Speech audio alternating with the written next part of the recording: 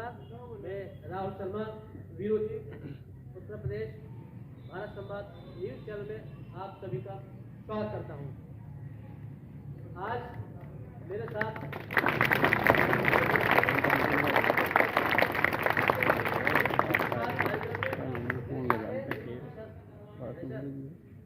Doctor Janvi Pandey ji, लोक गायिका, अयोध्या से चली आई हैं। Professor Jaiviraj Mewar, Chittorgarh university Rajasthan. श्री किशन कालिया जी, कवि व मोटिवेशनल स्पीकर शिकत। आचार्य अमित जी, रामकथा वाचक वृंदावन। और इस संस्था के डायरेक्टर सर श्री राजेंद्र महिला जी, JR रेवोल्यूशन स्कूल चक राजस्थान।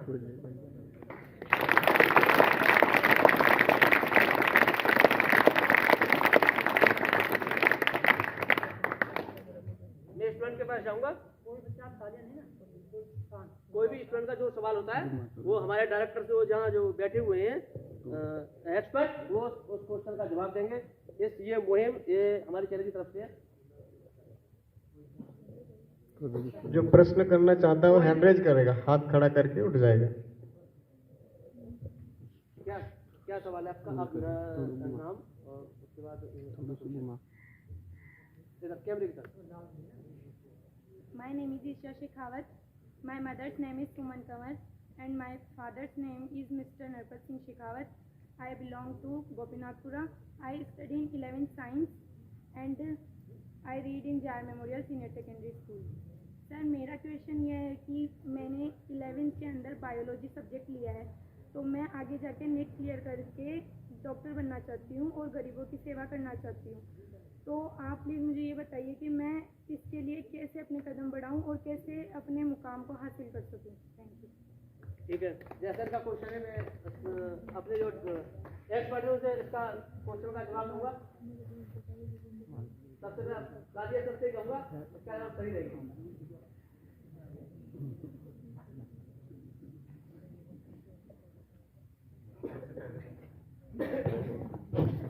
सबसे पहले तो मेरा नमस्कार सभी को, और बहुत खुशी हो रही है। आज तक मैंने एक माइक हाथ में पकड़ा और आज दो पकड़ सकता, तो ये वास्तव में खुशी का विषय है। बेटी, आपका नाम क्या बताया? शेखावत, ईशा शेखावत। आपका ये जो एक चीज़ मुझे बहुत अच्छी लगी, फर्स्ट ऑफ ऑल आप बायोलॉजी ले चुके हैं ऑलरेडी। बायोलॉजी आपके सब्जेक्ट है, तो डजेंट मैटर कि बायोलॉजी है, इट मीन्स मेडिकल फील्ड आपके लिए बहुत ही सेफ है, बहुत ही अच्छा है।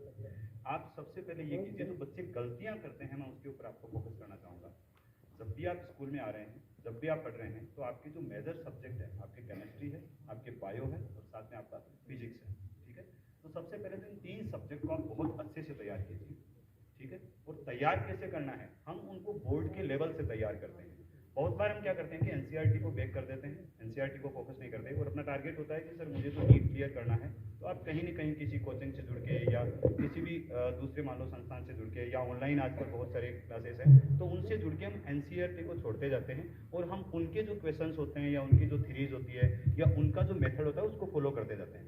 आप सबसे पहले ये कीजिए, बहुत सारे बच्चे ऐसा करते हैं, आप सबसे पहले ये कीजिए कि स्कूल में जो आपको दिया जा रहा है 11th और 12th आपका फाउंडेशन है, आप NCERT को सबसे पहले बहुत अच्छे से तैयार कर लीजिए, क्योंकि आप जो क्वेश्चंस को देखेंगे वो NCERT में ही क्वेश्चंस आएंगे। आफ्टर 12th आपको क्या करना है, 11th और 12th आपने बहुत अच्छे से तैयार कर लिया।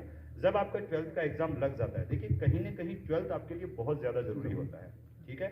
हमें हमेशा जीवन में दोनों रास्ते देख के चलने चाहिए, एक नेगेटिव पॉइंट भी और एक पॉजिटिव पॉइंट भी। लोग हमेशा हमें कहते हैं कि हमें नेगेटिव नहीं सोचना चाहिए, मैं कहता हूँ नेगेटिव को भी सोचो। मैं यदि यहाँ कदम रख रहा हूँ तो कहीं ऐसा तो नहीं है मैं उसमें गिर जाऊंगा, कहीं ऐसा तो नहीं है। वो नेगेटिव भी सोच लो, पॉजिटिव है, अच्छी बात है, मैं आगे कदम रखूंगा, आगे बढ़ूंगा, मंजिल तक जाऊंगा, लेकिन कहीं वहाँ गड्ढा तो नहीं है। तो आप क्या करें, 11th 12th जो आपका फाउंडेशन है उसको अच्छे से तैयार करें। बहुत बार बच्चे गलती क्या करते हैं कि 11th 12th को अच्छे से तैयार नहीं कर पाते, वो अपने फाउंडेशन को मजबूत नहीं कर पाते, वो अपने तीनों सब्जेक्ट यहाँ तैयार नहीं कर पाते, क्योंकि उनका सपना पहले क्या हो जाता है कि मुझे डॉक्टर बनना है, मुझे नीट क्लियर करना है। तो वो सपने तो ऊंचे लेते हैं लेकिन वो अपने फाउंडेशन को भूल जाते हैं। तो सबसे पहले स्कूल में अपने टीचर्स के साथ में थोड़ा सा रिलेशन बनाइए अच्छा सा, उनके साथ में थोड़ा कोरिलेट कीजिए और कोरिलेट करके आप एनसीईआरटी को मजबूत बनाइए। और हाँ, अब टीचर्स के पीछे पड़ जाइए। ये जो मूर्तियां यहाँ बैठी होती है ना, इनमें नॉलेज बहुत होता है बेटा। आपकी जिम्मेदारी होती है कि जो टीचर आपके सामने है उसके अंदर जो नॉलेज है उसको हम खींच के बाहर निकालें। एक स्टूडेंट में काबिलियत होनी चाहिए, तो आपका ये आप में ये हैसियत होनी चाहिए, आपकी ये औकात होनी चाहिए, आपके अंदर ये ताकत होनी चाहिए, ये पावर, ये स्ट्रेंथ होनी चाहिए कि जो टीचर आपके सामने खड़ा है उससे आप दो चीजें एक साथ लें। एक, मुझे बोर्ड क्लियर करना है, मुझे बोर्ड में अच्छे नंबर लाने हैं, वो मैं अपने इन्हीं सब्जेक्ट के साथ में कैसे लाऊं, पहला। और दूसरा कि जब मैं इन्हीं सब्जेक्ट्स को नीट के एग्जाम के वक्त बैठूंगी, नीट में जब मैं ये नीट का एग्जाम दूंगी तो इन्हीं सब्जेक्ट्स में से ट्यूशंस कैसे आएंगे। इंग्लिश में एक छोटा सा प्रोवर्ब है, practice makes man perfect. Practice आदमी को बहुत अच्छा बनाती है। आप बोर्ड को बहुत अच्छे से तैयार कीजिए, फाउंडेशन को बहुत अच्छे से तैयार कीजिए, लेकिन साथ में उन्हीं गुरु से वो जो चैप्टर आप पढ़ रहे हैं उसी चैप्टर में से नीट में क्वेश्चन कैसे आ सकता है उसके लिए भी अपने टीचर से रेगुलर कांटेक्ट बनाए रखिए और टीचर से उसका मैटर भी लेते रहिए। ठीक है, प्रीवियस ईयर के बहुत सारे क्वेश्चंस आपको मिल जाते हैं, पेपर आपको मिल जाते हैं। बहुत सारे ऐसे भी बच्चे आपके संपर्क में होते हैं जो ऑलरेडी नीट दे चुके होते हैं, उन बच्चों से संपर्क कीजिए। ठीक है, उनसे आप पूछिए कि एग्जाम कैसे होता है, वहाँ एग्जाम में बैठने के बाद में क्या फील होता है। बहुत सारे कोचिंग संस्थान ऐसा कर रहे हैं, तो वहाँ से मैटर को आप कलेक्ट कर सकते हैं। मैंने पहले मना किया कि आपको ऐसा नहीं करना। कब? आप जब तक मैच कीजिए जब तक आपका एनसीईआरटी मजबूत नहीं है। अब जब आपको लग रहा है कि मेरा एनसीईआरटी मजबूत है, अब मैंने अपनी स्कूलिंग वाला फाउंडेशन मजबूत कर लिया है, अब मुझे क्या करना है, इन्हीं चैप्टर में से क्वेश्चन कैसे आ रहे हैं। एक आपका गुरु जो है, आपका टीचर जो है, वो आपकी हेल्प कर रहा है। साथ में अब आप बाकी जो भी कोई कहीं से भी आपको मैटर मिल रहा है, चाहे वो किसी अच्छे कोचिंग से हैं या फिर आपका कोई स्टूडेंट, कोई साथी जिसने नीट का एग्जाम दिया है, उससे क्वेश्चन पेपर लीजिए, या फिर आपके पास में जो भी सोर्स है जहां से आप क्वेश्चन पेपर ले सकते हैं, वो किसी अच्छे संस्थान के हो, वो ऑथेंटिक हो। ऐसा नहीं है कि आजकल मेरे मन में हो गया कि मुझे क्या करना है, नीट की तैयारी करानी है, मैं पेपर करवा रहा हूँ, आप उस पेपर को कर रहे हो, उस पेपर का कोई लेवल नहीं है, उसका कोई मतलब नहीं है। आप ऑथेंटिक चीजें लें। एनसीईआरटी को मजबूत करना, टीचर से संपर्क करके अपना जो एनसीईआरटी उसमें से क्वेश्चन कैसे आते हैं वो तैयार करना, और तीसरा अपने किसी साथी से या किसी अच्छे कोचिंग से वो क्वेश्चंस का कलेक्शन करना जो आपको एनसीईआरटी में देखने को मिलेंगे। तो इन पे अच्छी मेहनत करनी है। अब आप आफ्टर 12th क्या करेंगे, एक तो 12th के साथ में आपको मौका मिलता ही है, नीट का एग्जाम दीजिए। कैसा होता है कैसा नहीं होता है इसको कभी दिमाग में नहीं लेना कि मेरा सिलेक्शन होगा कि नहीं होगा। बहुत सारे बच्चे यहाँ निराश हो जाते हैं। मैं कहता हूँ फर्स्ट स्टेप पे कभी बच्चे को निराश नहीं होना चाहिए। ठीक है, वो एक आपने कदम उठाया है, अभी तो और आगे चलना है, अभी तो बहुत दूरी बढ़ी है। ठीक है, सेकंड बार मान लो आपने फिर से दिया, पहले तो ईश्वर से, माँ सरस्वती से प्रार्थना करते हैं कि आप फर्स्ट टाइम जब दोगे एग्जाम तो आपका सिलेक्शन हो। बाय द वे नहीं हो पाता तो आपके पास में फिर से चांस होते हैं। आप अपने आफ्टर 12th अपने फर्स्ट ईयर का जो है, फर्स्ट ईयर के दौरान आप अपनी तैयारी कीजिए रेगुलर मन से, और तैयारी इस कदर कीजिए, इस लेवल से कीजिए कि आपको पीछे मुड़ के देखने की जरूरत नहीं पड़े। और फिर तो आपने पहले से हम बना ही रखा है कि जब एमबीबीएस आपका एमबीबीएस में आपका प्रवेश हो जाता है, आप नीट क्लियर कर लेते हैं, आपको अच्छा कॉलेज मिल जाता है, तो गरीबों की सेवा तो जब आपके पास में पैसे आएंगे ना जेब में बेटा, तो अपने आप होती ही रहेगी। ठीक है सर, एक पॉइंट पे आपको ध्यान रखना है सर, एक पॉइंट पे आपको ध्यान रखना है, वो क्या, एनसीईआरटी क्लियर होना चाहिए, फाउंडेशन मजबूत होना चाहिए, और ट्यूशन कैसे आएंगे, हर टीचर के अंदर वो चीजें हैं उनको आपको निकालना है। Okay, thank you sir.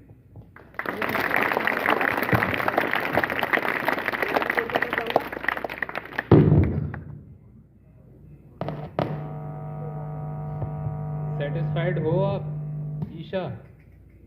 इधर सेटिस्फाइड हो?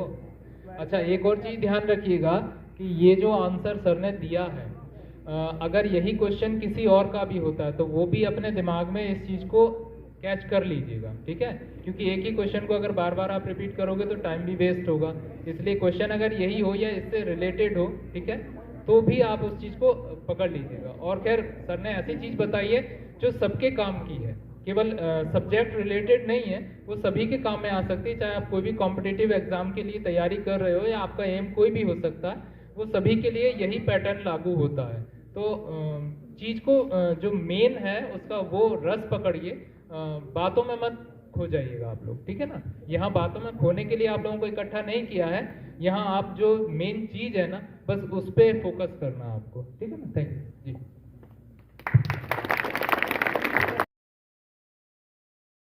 सर, मेरा आज का क्वेश्चन है कि हम टाइम टेबल बनाते हैं, उसे 2 दिन 3 दिन फॉलो करते हैं, लेकिन बाद में दिनचर्या वही स्टार्ट हो जाती है, ऐसा क्यों? इसका जवाब लूँगा अमित सर से। अमित सर इसका जवाब देंगे।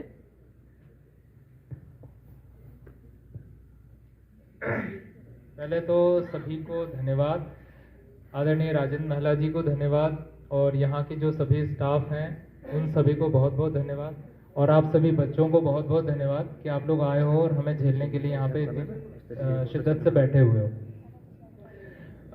बिटिया ने नाम क्या है बेटा? प्राची।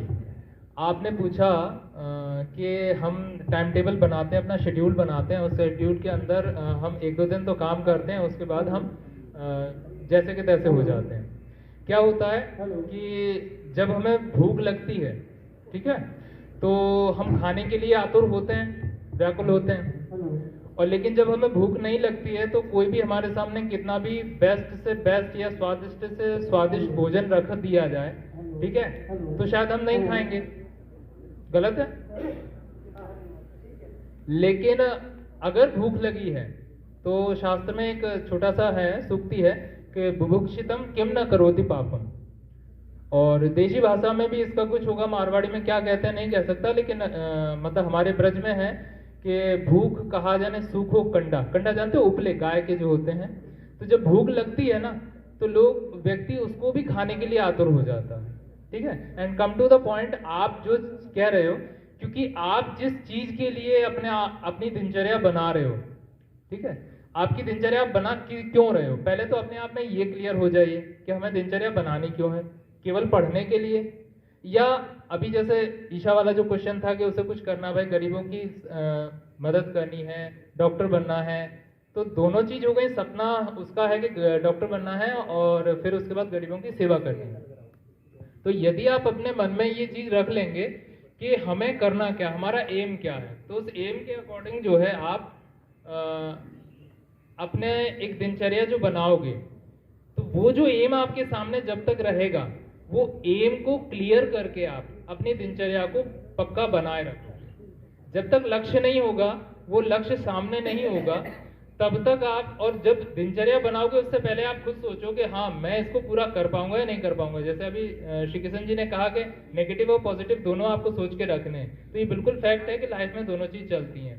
लेकिन मन क्यों नहीं लगेगा उसमें? तभी तक मन नहीं लगेगा जब तक आपका एम क्लियर नहीं होगा, आपको भूख नहीं लगेगी।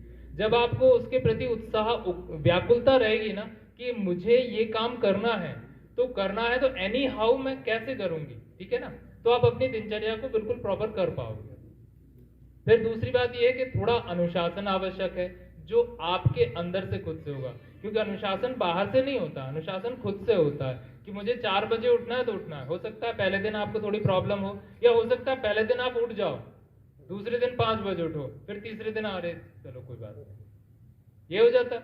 लेकिन उसमें आपको थोड़ा सा अपने आप को मन पक्का करना पड़ेगा कि नहीं, अगर मुझे ये करना है, मुझे, मेरा एम है कि मुझे एक IAS ऑफिसर बनना है, मुझे एक अच्छा व्यक्ति बनना है, मुझे अच्छा सोशल वर्कर बनना है, तो मुझे ये सारी चीजें त्यागनी पड़ेंगी।